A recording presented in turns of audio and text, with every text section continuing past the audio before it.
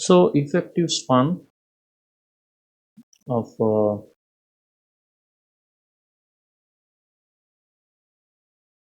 any member.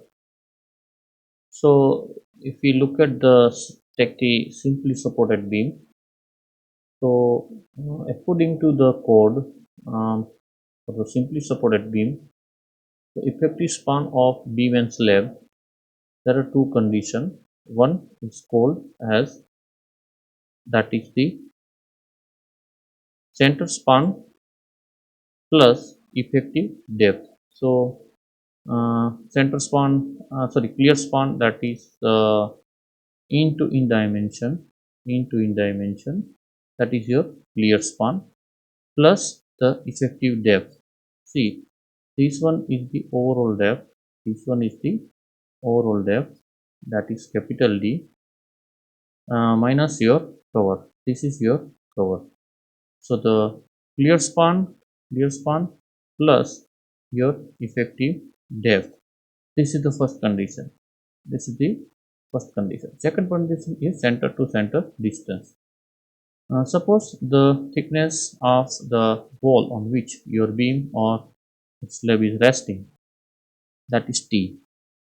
So if we put here, then the equation will be clear span plus small d, and here it will be center to center, right? Center to center distance. So that center to center distance, that is T by 2, support width by 2, plus the clear span plus center, that is T by 2, right? So here it is T by 2 and here it is T by 2. So out of these two, suppose the clear span is 3000 mm and effective depth is suppose 400 mm. So this value will be 3400 mm, right? So this is 3000 and this is 400. Now the width of the, suppose the width is 300 mm, then it will be 150 mm, and this one is again 150 mm.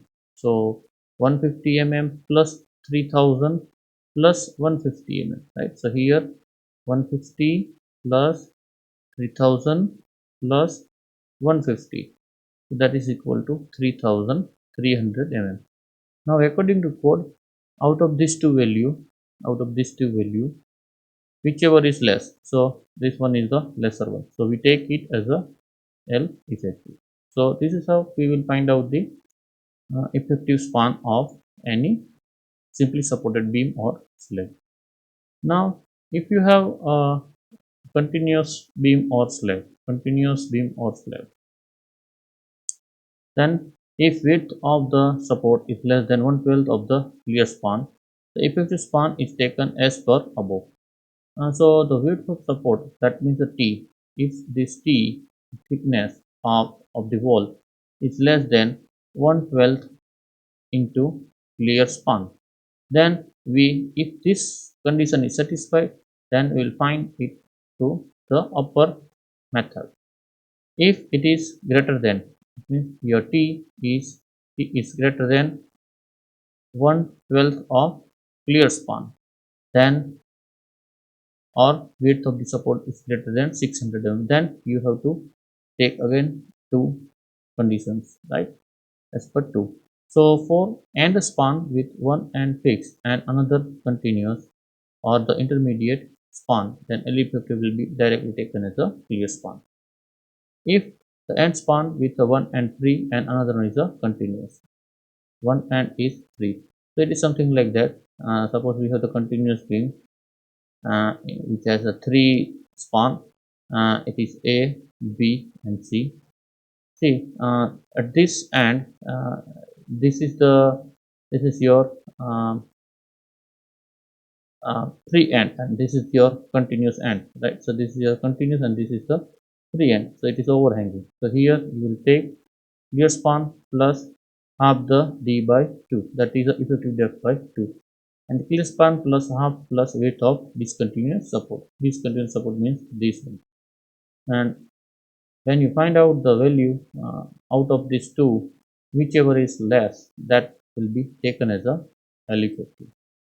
Now in the cantilever, cantilever means one end is a fixed one and another one is a free, and here you will find that length of to the face of the support plus half the effective depth. So it's your length plus d by 2, that is the depth of the cantilever beam. If the cantilever is end of continuous beam, we need to that is center to center distance. So this is how we will find out the effective length of our beams. Now minimum eccentricity of the column, that is given on page number 42 of clause number 25.4, where the minimum eccentricity, that will be unsupported length of the column divided by 500 plus lateral dimension divided by 330. If you write down that equation, then your effective uh, that is eccentricity, minimum eccentricity, that will be L by 500 plus D by 30. L and D are in the mm and subject to minimum of 20. It should not be less than 20 mm. Now it is very much essential that we should have the proper cover to the reinforcement. That cover is divided in nominal cover or the clear cover or the effective. Now nominal cover means suppose we have this one is our reinforcement, right? This is our reinforcement. So from the bottom of the reinforcement to the bottom of the beam is called as the effective cover, and sorry, that is called as the nominal or the clear cover, and the center of the reinforcement to the bottom of the beam is called as the effective cover. So the bottom of the reinforcement to the bottom of the beam is called as the clear cover, and the center of the reinforcement to the bottom of the beam, this is called as the effective cover. So effective cover, that will be E dash, that is nominal cover, plus half the diameter of your bar, and overall depth, that will be D plus E, that is the D plus effective cover. Now IS code provisions for the nominal covers for the, and that depends upon the different type of the exposure. The nominal cover should not be less than the diameter of bar. So this nominal cover should not be less than, suppose your diameter is 20 mm, then this nominal cover, it should not be less than 20 mm, right? So this is the essential requirement for the cover. For looking to the durability requirement, so here we have the exposure and we have the nominal concrete cover should not less than that value. If it is a mild exposure, then it will be 20. If you have the extreme exposure, then it will be a 75 mm. The main bar, here one note is given, this note.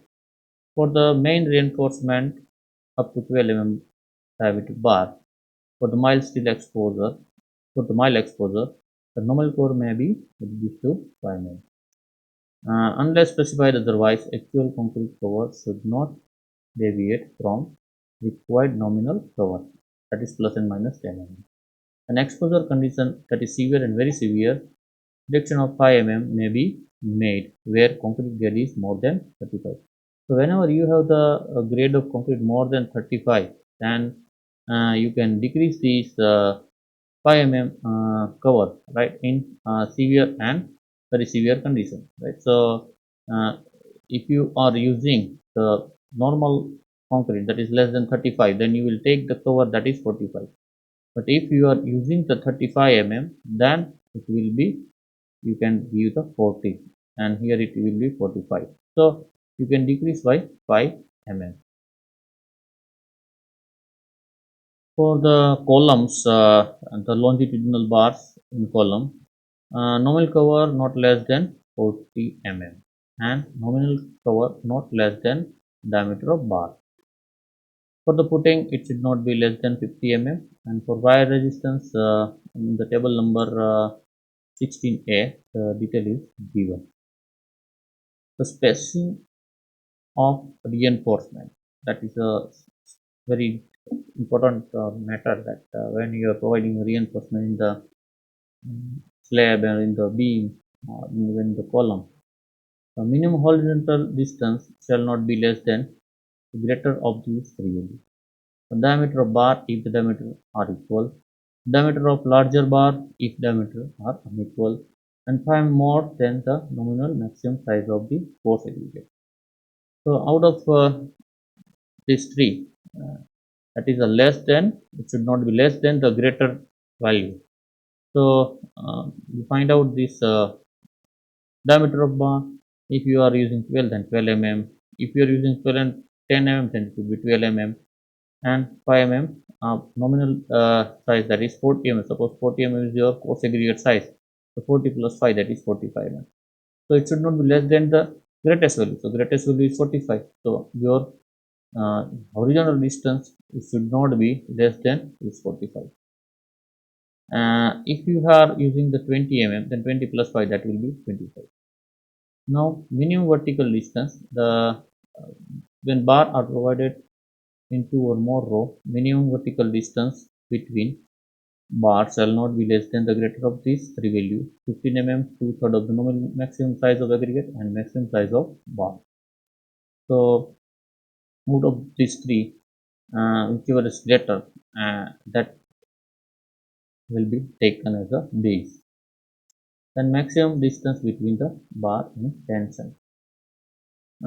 For the beam, the horizontal distance between the parallel reinforcement bar or the group near the tension face of the beam shall not be greater than the value given in the table, depending on the amount of redistribution carried out in the analysis and the characteristic strength of reinforcement.